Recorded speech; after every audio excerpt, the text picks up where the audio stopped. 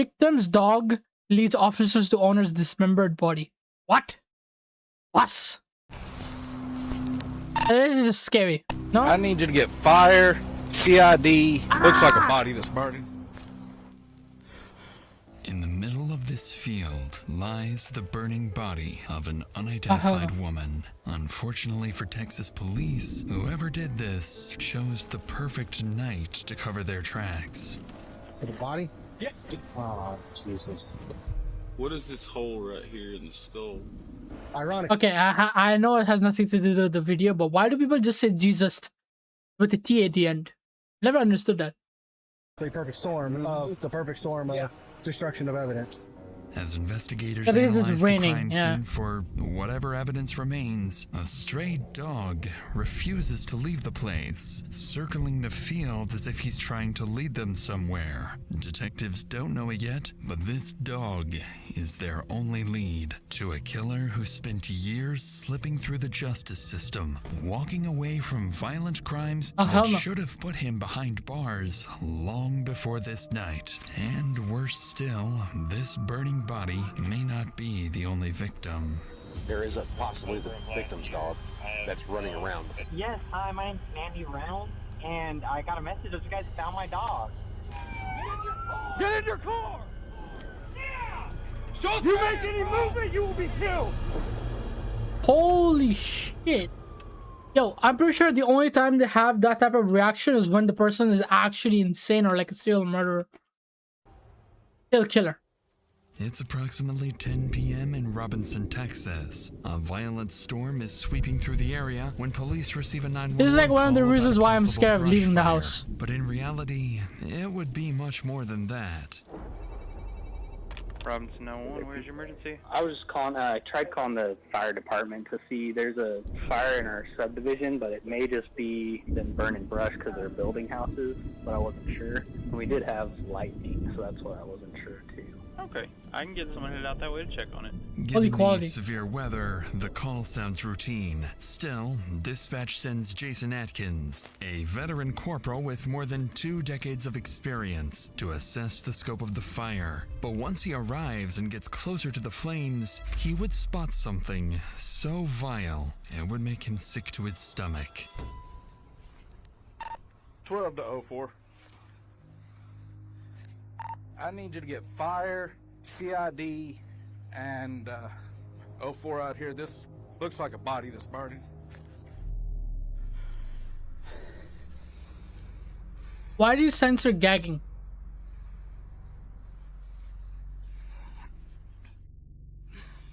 Should I use my fire extinguisher to put it out, or just leave it as it is to preserve any evidence? You can try to put it out, I can maybe get it put out, but I'll try.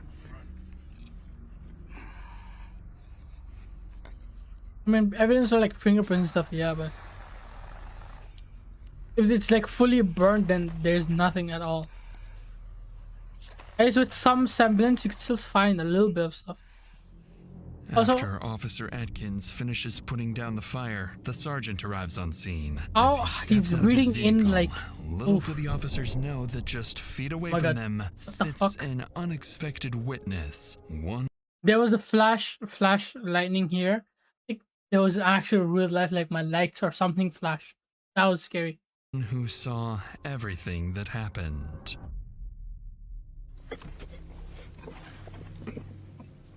So the body? Yeah. Oh, Jesus. I got the fire out. Okay, that's fine. Just, I got this up. I saw. Be careful. I haven't walked up super close, I just walked up close enough to spray it out because obvious death. I wasn't going to get all up on it. Possibly female. Looks like a bra strap. I got to about right here. Okay, that's where fine. I hosed it That's fine. with the fire extinguisher. That's fine. Rain's starting to come again. If y'all have any pop-up canopies or something where we can get something put up over the crime scene to try to preserve the crime scene, please. The dust be worse for the scene, or the burning be worse for the scene? Letting it burn, because if it continues to burn, you could potentially lose any additional evidence that's there. Right. Versus if you put it out with a dry chem. Now, if they would have hit it with a hose, it would have washed everything into the mud. with a dry chem fire extinguisher like that, we can separate the dry chem from whatever other evidence might still be there.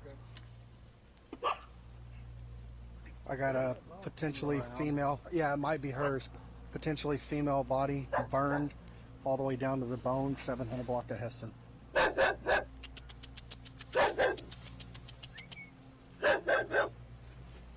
Go ahead and notify and call out animal control.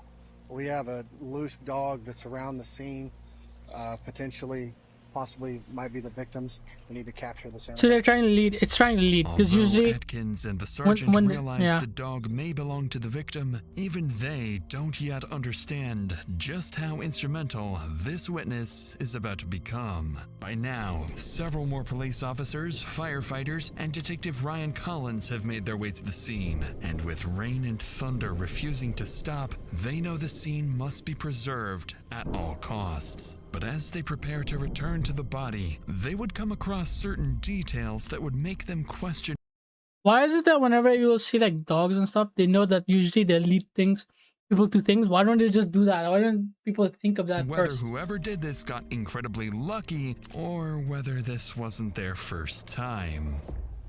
All right, so I'm not going to have y'all go to the scene. Okay. Since we're here, we're already in the scene. Yeah. Corporal Atkins will not be going in the scene, but I will assist Detective Perry in throwing that up. You must have set it up here so you can just carry it. That would be outstanding. That seems like the easiest thing to that's way to be smart. Way to be the smart one. Out of this, or? Come on, think tall thoughts. Yeah. Hey, we good, brother? You know me. I told you. That's why he's asking if you're okay. Oh, I'm good. Here. 1, 2. How would you testify in court on the amount of rain that came in between the time? It was a short torrential storm with dime-sized hail. Okay. That lasted about 15 minutes. And Sergeant Hughes was here also? Yes. Okay, so that'll be on y'all's body cams as far as time and all. Okay. Yes. It would drizzle, pour, stop, drizzle, hail, stop, poured, then drizzled and stopped. To top it off, the fire was involved. Ironically, perfect storm of the perfect storm of destruction of evidence.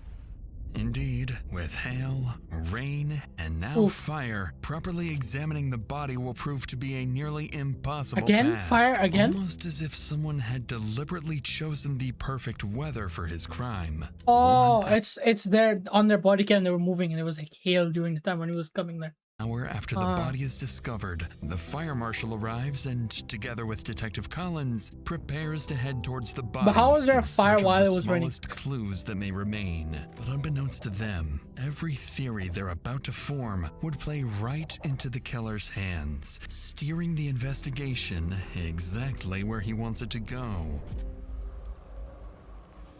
But either she's stone knocked out, but I can tell you right now, I can stand next to a campfire and realize when my rear end is getting too hot. And the fact of the recent upticks in the homeless population being on running up and down 35, really, like 16 bodies in Austin. We've had 3 in Waco, and I think there's 10 in Dallas. So he thinks it's like drugs. Area. I mean, you look at his torso. That's a small person. Very small. That looks like the very, very cheap heater that you can get. And if she was drunk and or high, did she die? Did she open and something set fire in the box that then made her that smell? Or did someone come here, find her, goes, oh, shit, and then just set the fire? So far, all these theories are exactly what the killer wanted, allowing him to stay one step ahead. But then the fire marshal would notice something that would put them back on the right track. What is this hole right here in the skull? Ooh. Right off front? Mm-hmm. Blunt force trauma? Mm-hmm. I'll leave that up to Emmy, but not my thing. But. And do you have any concern with that hole in the forehead? So it could be a lot of things. So it could be I still need some of it. that'll come out of the Emmys. So gotcha. The way, but the missing piece of it is what kind of makes me question it. But it's just really interesting because it's right here on the forehead. She said there is decomp. In my opinion, that smells like decomp.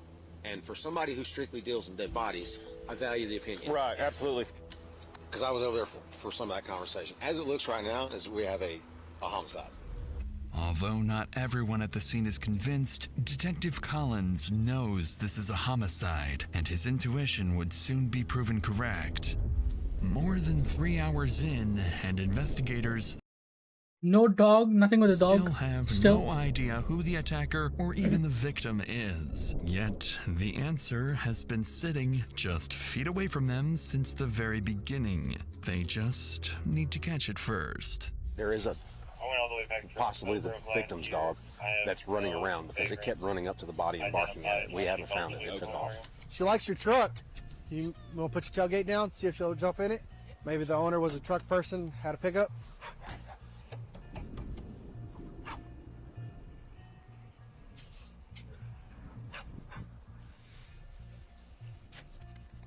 Hi, come here.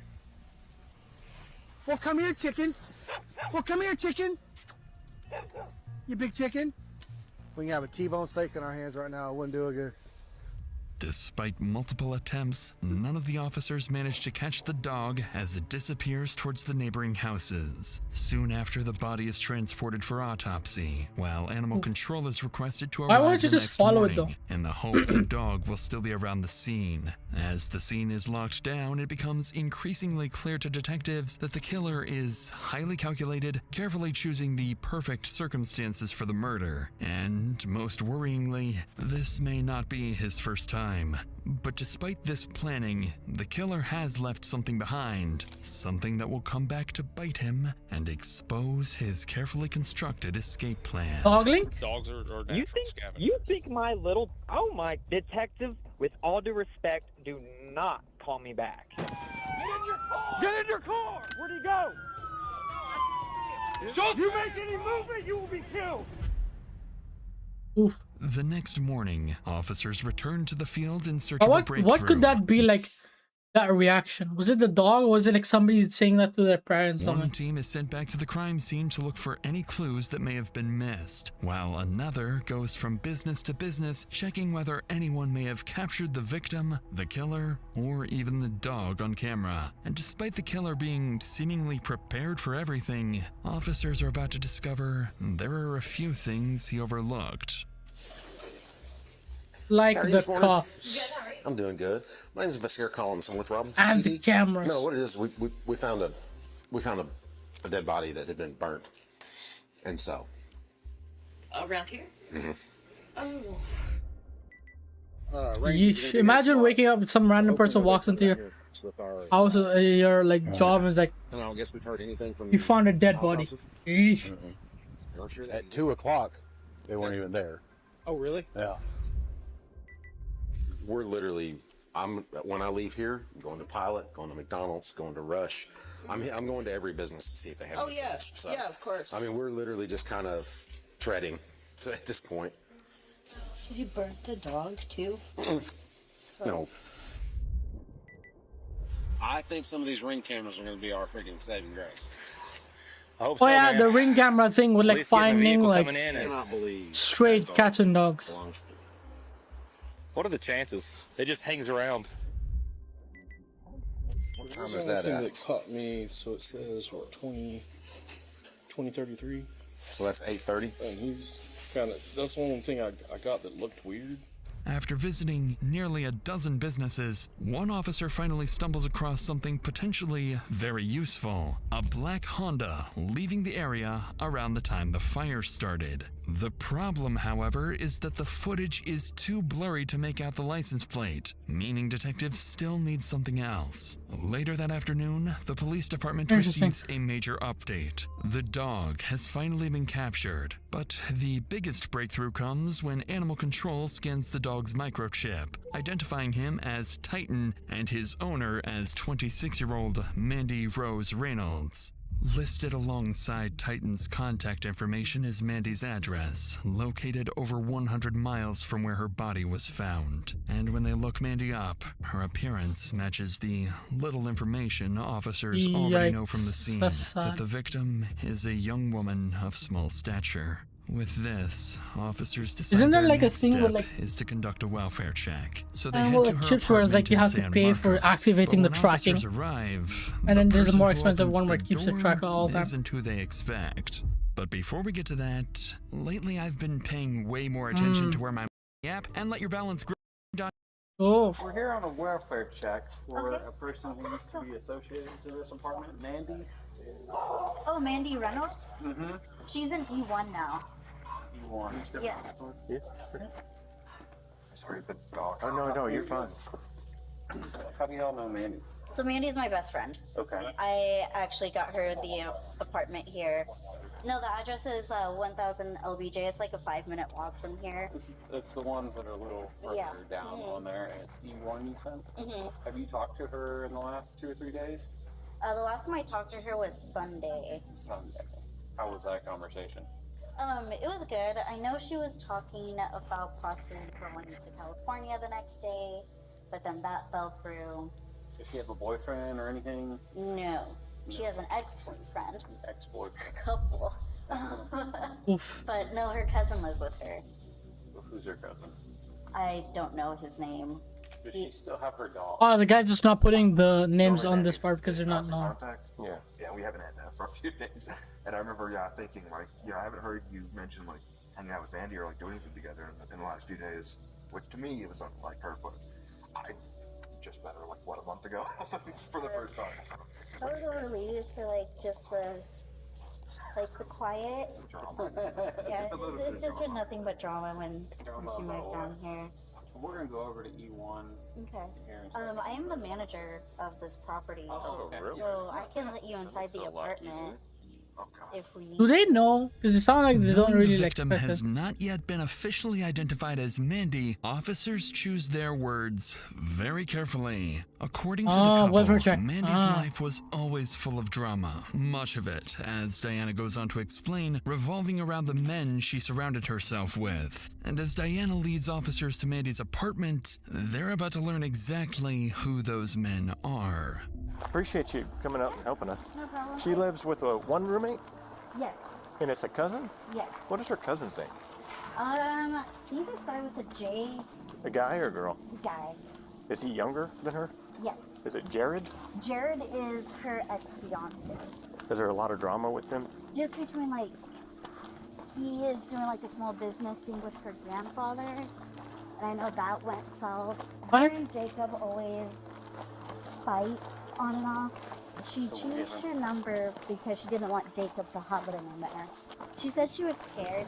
Recently, Mandy was just making a lot of enemies, How so? like dissing her ex in Kansas. Thanks to Diana, Okay, so there is officers actually have just uncovered reasons for something that 3 might be potential why. suspects. Jared, Mandy's former fiancé, with whom she shared 2 dogs. It's kinda scary, including though. Titan. Jacob, an ex-boyfriend she had been trying to avoid after they split on bad terms. And finally, her cousin, who had been living with her for the past month. Police know they'll need to look into each of them more closely, unaware that one of these suspects is already tied to another alleged homicide. But when officers finally reach her apartment, they still have no idea who or what is waiting for them on the other side of the door. Sorry, I'm asking you a million questions and forgetting a lot of stuff, but her cousin that she lives with, what was his name? I don't know. Okay. I I don't want to spook him if you think they'll answer. Or I don't think she's home. Moved out of here? Kitchen is like really Unless if she packed everything up. Is it like usual for her to do stuff like this, or is this seem bizarre? I mean, She was it's unhappy very clean though. the Some past people like couple of weeks, have and she kept, clean like, places. talking Maybe it's like dishes on or stuff. Sunday she was unloading everything. Oh no, it's deserted. Yeah, there's nothing. one Nothing. bedroom or 2 bedroom? Just the one Even the closets are cleared. What? Okay, yeah, this makes sense. This is what I mean. There's literally nothing, even in the bedrooms. Broken glass in here. On Sunday, leaving here? Nope. Because she was staying last time I talked to her. There's a broken glass in that tub. It looks There's like. no bed either, It's strange. or Her mattresses. dog is somewhere different. I mean, I guess we could have asked you if she would have answered your phone call if you had called. I tried calling her and I went straight to voicemail. The last time she did this was when she was moving here. Just really concerned. It's like getting stranger and stranger. And obviously, if she would have answered you, I would have been fine. You mind if I take a picture? Yeah. But it's just like, now she's moved out of here. Audio delay. Strangely, officers discover Mandy's apartment has been completely stripped out. Yet Except there for are two no pieces signs of of a struggle, no blood, and no evidence that a crime had taken place. Still, to both Yeah, this is Diana and jarring, the yeah. deputies, something doesn't I know what he add meant by up. like it's empty. Shortly thing. after midnight, officers leave the Also, apartment and head back to Is that it's considered an apartment? Yeah, because it's like other people live nearby. Never mind. the station to review everything they've learned. But before long, Makes sense. they receive a call from the medical examiner confirming what they had feared. Through dental records, the body is definitively identified as Mandy Reynolds. She suffered a single gunshot wound to the head, inflicted sometime before her body was set on fire. With one of the investigation's two biggest questions answered, detectives finally begin gaining some momentum. The following morning, as investigators begin pursuing leads that could identify So somebody shot and then set on fire. Mandy's killer, Is one it? of those leads, unexpectedly, comes to them. Robinson Police. Yes, hi, my name's Mandy Reynolds, and I got a message that you guys found my dog. Oh, perfect. Let me put you on just a brief hold here. Give me one moment, and I'll get you with the Wait, Manny Reynolds, isn't that like the person who died? person that can help you. I'm confused. What? Thank you. On the line is Mandy Reynolds, but as dispatch transfers the call to Detective Perry, it wouldn't Oh, they're keeping on the line so they can track where it's coming from. take long for something to feel very off. This is Detective Perry. Hi, I just got a message saying you guys found my dog. We believe so. So, what is your dog? He's a poodle retriever mix. Where does the dog belong? Well, I was on my way to Wichita, Kansas, and I live in San Marcos, and Titan is his name. He just ran off. What was your name? I apologize. My name is Mandy. Do you want me to come get him, or I don't understand. Is he at the pound? So we just put him at the pound, but we put a hold on him because we were trying to figure out who he belonged to. How long ago was this that he's been out? Oh, heck, it's been, I don't know, this would have been around 1 in the morning. Detective, I hate to cut you off, but, you know, I'm actually at work. I'm sorry you guys had to deal with that, but yeah, I'll just come, I'll come get him. What is it? I mean, 100 miles? So about 1 o'clock last night. Oh, and Jesus Christ. Yes. What? I mean, what is the interrogation about? No, I'm just trying to make sure I understand why. You know what? That dog, that's my dog you guys have. Let's get that straight, Detective. Okay, and that's fine. I understand that. You know what? I'll just come to the pound. Goodbye. After hanging up, Perry is certain someone is attempting to impersonate the deceased victim. Yeah, obviously. Believing he may have just been speaking with the killer, Perry immediately calls the number back, while investigators race to trace the phone's location. This is Mandy. Mandy? Yeah. Hey, this is Detective Perry. I think we got off on the wrong foot. So the reason I'm asking some questions, I'm just going to be upfront with you. We found your dog in a field. In the field was a crime scene of a deceased person. And that is, God. I didn't want to give you all the details because that's kind of sensitive. That is why I was asking some questions to verify how the dog got there, what's going on. Oh, wow. So the person who called literally leaked that they're the dog. They're the killer because they know, because they're impersonating. If they didn't call, they wouldn't know. So they just want the dog.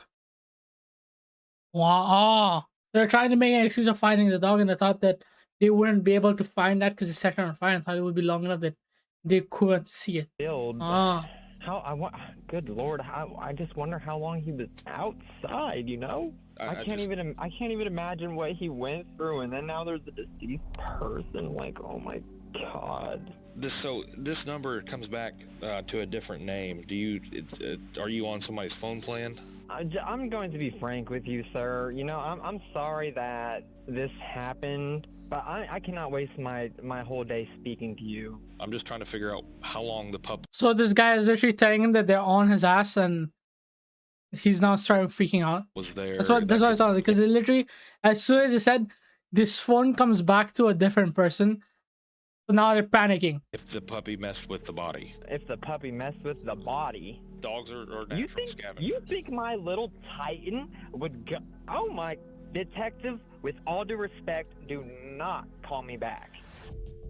Although the hell caller no. hangs up once again, investigators finally get exactly what they needed. The phone is successfully traced, and the signal is pinged to the west side of Wichita, Kansas. With Mandy confirmed dead, a mysterious caller impersonating her, and her Honda Accord still unaccounted for, detectives issue a bolo for the vehicle. Before long, flock cameras pick up Mandy's Honda traveling along Mays Road in Wichita. Convinced one of their 3 suspects is behind the wheel, officers move in to conduct a traffic stop. But instead of pulling over, the driver would do the exact opposite.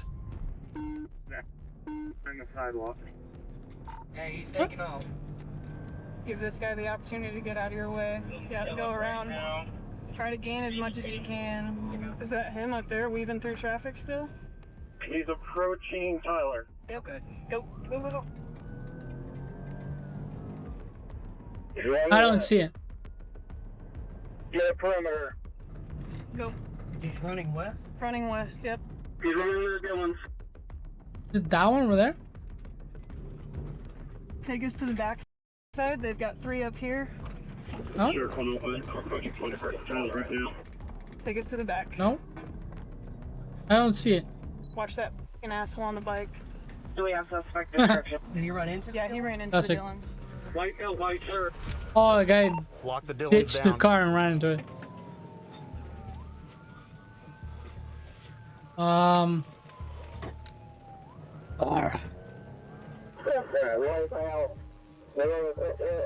White shirt. After the suspect hides inside the store, officers outside quickly begin surrounding the building. With dozens of innocent people potentially in his line of fire, they draw their weapons and prepare to move in. Oh, hell no! This is why I hate going outside. Imagine being at the grocery store with your mom and some fucking bazooka wielding police officers running. But that shit is gonna traumatize forever. Get in your car! Oh, hell no! Come out! It's like getting Come swatted. out! This is disgusting. Come out! Come out! Holy shit.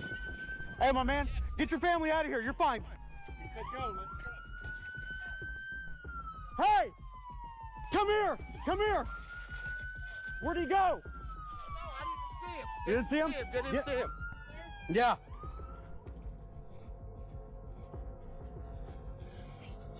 Where'd he go? They say they towards the back, but I just didn't get Here. Oh, maybe he's over there. I hear something yelling. Hey! I have flash. Watch crossfire. Watch. Come on! Yeah! Yeah! You make any movement, you will be killed. I got hands. Crawl out. Crawl out towards the sound of our voice. Somebody get less lethal. Somebody's got to back off one Is direction. he behind Pickles? Face lethal. Oh, there he is. Crawl out towards us. You're gonna have to move with me. Ready? Yep. He looks like he's GG'd. Pull him out. He passed out. What happened? 283, clear the air. One in custody. Oh, he passed out. In less than 4 minutes, officers finally locate the suspect hiding inside a store shelf. As they move in to arrest him, they notice he's drifting in and out of consciousness, leading them to suspect he's under the influence of drugs. Despite his condition, officers manage to identify him as one of the 3 suspects connected to Mandy, her cousin, Derek Daignault. Believed to be suffering from a drug overdose, Derek is taken to the hospital where he's treated overnight. During this time, investigators begin digging into his background, and what they uncover is deeply concerning. Not only does Derek have a lengthy criminal history, including aggravated assault and burglary, but he's also wanted in connection with another homicide. Just weeks earlier, his girlfriend, Shanoa Hansel, had been found dead in a ditch under mysterious circumstances. investigators now realize they may be dealing shit. with someone far more dangerous than they Actual anticipated. serial killer. And under no circumstances can they afford to let him back out onto Psychotic. the streets. Actually The psychotic next behavior. morning, Derek is transported to the Sedgwick County Jail for questioning, where detectives need to figure I gotta out his stop role watching in cop not stuff, one, honestly. but This is two rotting my brain. homicides.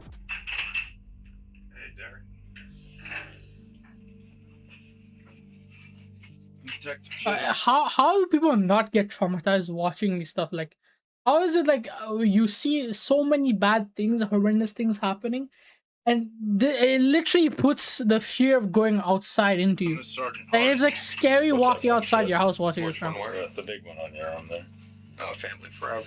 Family Forever. Okay. You feel like you have a pretty good handle of what's going on, why you're here, why we want to talk to you? I'm just trying to make sure you're in a position where you can answer questions. No, I fully whether you want understand. to. I fully understand my situation. I'm not exactly sure why you guys want to talk to me, unless it has to do with Shanoa. And besides that, no. I am the detective that's been investigating Shanoa's death. Shanoa was your girlfriend, right? And Shanoa was my best friend for 2 years, since I was released from prison the first time. So pretty much January goes by, man. First time. Shanoa, we're not talking. Like, we might be here and there. Like I said, it's beyond repair. It's gone, and I'm okay with like I'm not about to go do my life in prison over a female. I told, and last thing I said to Shanoa, man, I'll be myself. I said, if you leave, don't come back.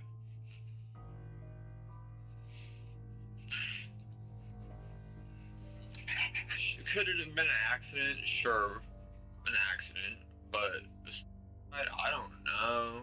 I don't see it, but did I do it? No. As expected, Derek calmly denies any involvement in his ex-girlfriend's death. From the beginning, detectives believed the evidence tying him to her murder was weak at best, but the same cannot be said about Mandy. And as questioning continues, the conversation is about to take an inexplicable turn. Where'd you get the car? I'm gonna tell you something, man. I'm gonna leave it at this. Like, the cartel in Texas is very. And now he's blaming like cartel, bro.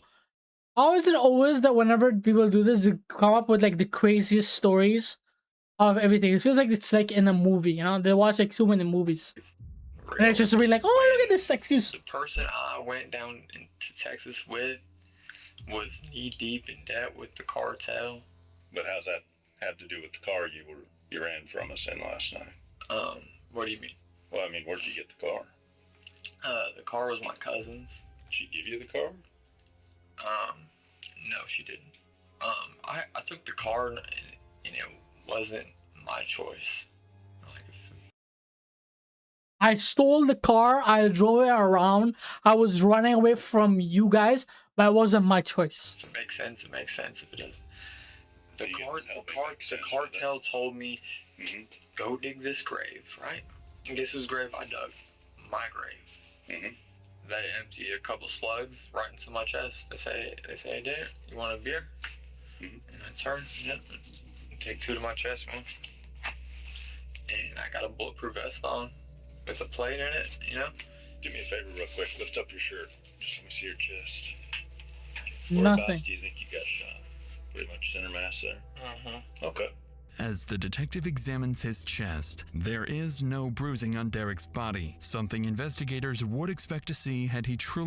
Okay, even if you get like shot and it's just like a bulletproof vest, you still get bruises because there's an indent of the gun on the bullet on the plate that pushes through. It still hurts. Like, you can, like, somebody can get shot and have their ribs broken, but it won't die because it doesn't pierce them. The whole point of that is to dissipate the pressure, so it doesn't kill you. Been shot twice, even while wearing a bulletproof vest. By now, detectives realize that by avoiding direct confrontation, they've gotten virtually nowhere. So now they would attempt to pick apart his account piece by piece. But this approach is about to backfire. I get out of the grave, and I go home, and... Where's home? Home is in San Marcos, at Mandy's apartment. It wasn't right in there. What do you mean? just an eerie feeling. Like there's just certain that she wouldn't have left that was left. If someone made you kill her or made you watch her get killed, now's the time to let us know. Look, man, I'm done talking about the cartel with you guys, period. I'm done talking about the situation. You know, like are you guys trying to like get me killed? No, we're trying to find out if you killed her. Do you still want to talk to your mom? Well, we talked to her a little earlier, and she said she'd be willing to talk to you. He sounds like he's not there, or he's like... He sounds like he's either making stuff up, or he's just drugged out of his mind. Or Delulu.